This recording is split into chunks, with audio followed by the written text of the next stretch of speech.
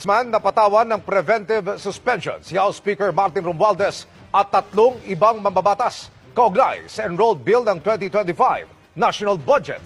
Base sa mosyon ng isang mambabatas at ilang pang personalidad, nasa mataas na posisyon na may kakayahan at impluwensya ang mga respondent. Kaya nila umanong gawa ng paraan na masira ang mga ebidensya para sa naunang reklamo laban sa kanila kaugnay ng 2025 national budget. Bago nito, sinampahan sila ng graft complaint dahil sa umano'y mahigit 200 bilyong pisong isiningit sa budget gamit ang mga iniwang blanco sa Bicameral Conference Committee report.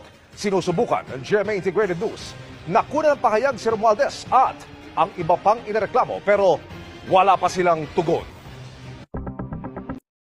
Hiniling sa Ombudsman na patawan ng preventive suspension si House Speaker Martin Romualdez at 3 ibang mambabatas kaugnay sa enrolled bill ng 2025 national budget.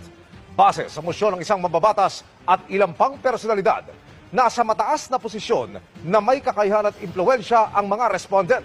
Kaya nila umanong gawa ng paraan na masira ang mga ebidensya para sa naunang reklamo laban sa kanila kaugnay ng 2025 national budget.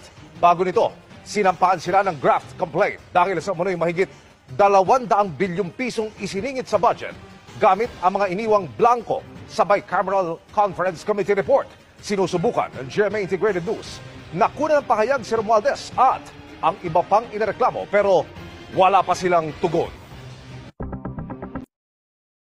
Grupo ng tao dito sa mundo na ayaw itong titulo na ito. I-prevent natin yung teenage pregnancy.